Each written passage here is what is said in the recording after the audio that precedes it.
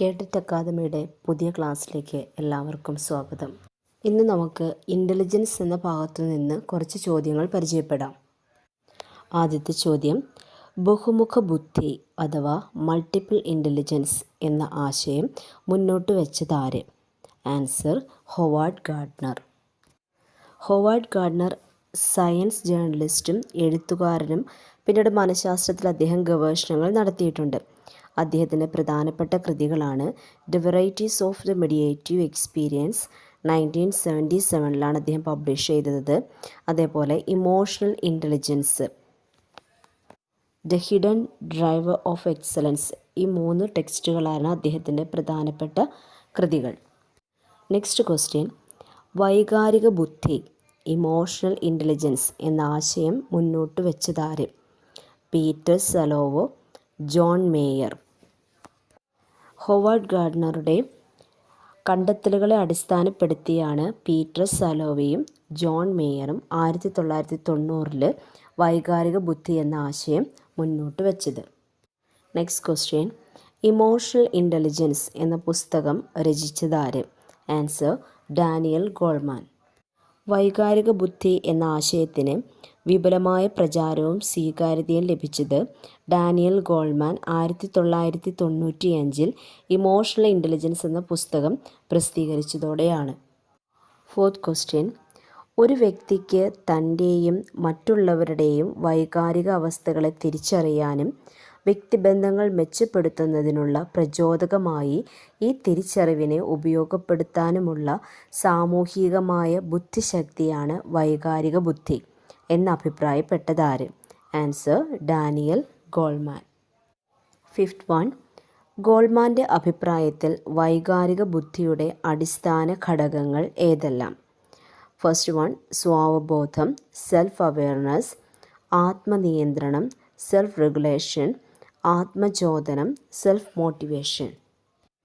സ്വന്തം വികാരങ്ങളും അവയുടെ അനന്തരഫലങ്ങളും തിരിച്ചറിയാനുള്ള ഒരു വ്യക്തിയുടെ കഴിവാണ് സ്വാവബോധത്തെ നിർണ്ണയിക്കുന്നത്.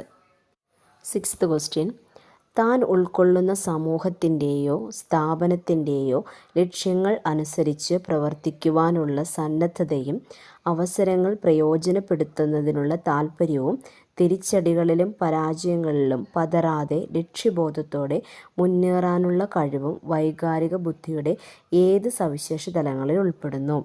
ആൻസർ, ആത്മചോദനം. നെക്സ്റ്റ് ക്വസ്റ്റ്യൻ, വിശ്വസ്തത, കാര്യങ്ങൾ ഉത്തരവാദിത്വ ബോധത്തോടെ മികച്ച രീതിയിൽ ഏറ്റെടുത്ത് നടത്താനും മാറ്റങ്ങളെ ഉൾക്കൊള്ളാനുമുള്ള സന്നദ്ധത, പുതിയ സാഹചര്യങ്ങളെയും ആശയങ്ങളെയും സ്വീകരിക്കുവാനുമുള്ള താൽപ്പര്യം എന്നിവയെല്ലാം വൈകാരിക ബുദ്ധിയുടെ ഏത് സവിശേഷതയിൽ ഉൾപ്പെടുന്നു? ആൻസർ, ആത്മനിയന്ത്രണം. പിയാഷെയുടെ അഭിപ്രായത്തിൽ ചിന്താ പ്രക്രിയയുടെ വികാസത്തിന് നിദാനമായ പ്രധാന 4 ഘടകങ്ങൾ ഏതെല്ലാം? ശാരീരികമായ പക്വതയാർജിക്കൽ, ബയോളജിക്കൽ മെച്ചുറേഷൻ, പ്രവർത്തനങ്ങൾ, ആക്ടിവിറ്റി, സാമൂഹിക അനുഭവങ്ങൾ, സോഷ്യൽ എക്സ്പീരിയൻസസ്, സന്തുലീകരണം, എക്വിലിബ്രേഷൻ. പിയാഷെയുടെ അഭിപ്രായത്തിൽ ഒരു വ്യക്തി വളരും തോറും സാമൂഹ്യ ഇടപെടലുകൾ വർദ്ധിക്കുകയും അതേപോലെ മറ്റുള്ളവരിൽ നിന്ന് കാര്യങ്ങൾ പഠിക്കാൻ ശ്രമിക്കുകയും ഇവയെല്ലാം വൈജ്ഞാനിക വികാസത്തെ സ്വാധീനിക്കുന്നതായിട്ട് പിയാഷെ അഭിപ്രായപ്പെടുന്നു. അടുത്ത ചോദ്യം ഇതുമായി ബന്ധപ്പെട്ടിട്ടുള്ളതാണ്. നിലവിലുള്ള അറിവിൻ്റെ അടിസ്ഥാന ഘടകങ്ങൾ എന്നറിയപ്പെടുന്നത് എന്താണ്? സ്കീമയാണ് നിലവിലുള്ള അറിവിൻ്റെ അടിസ്ഥാന ഘടകങ്ങൾ എന്ന് അറിയപ്പെടുന്നത്. അടുത്ത ചോദ്യം, ബാഹ്യലോകവുമായി പൊരുത്തപ്പെടുന്നതിനും പരിസ്ഥിതിയുമായി ഇടപെട്ടുകൊണ്ട് സ്കീമുകൾ നിർമ്മിച്ചെടുക്കുന്ന പ്രക്രിയ? ആൻസർ, അനുരൂപീകരണം. നിലവിലുള്ള സ്കീമുകൾ മതിയാകാതെ വരുമ്പോൾ പുതിയവ കൂട്ടിച്ചേർക്കപ്പെടുന്നു.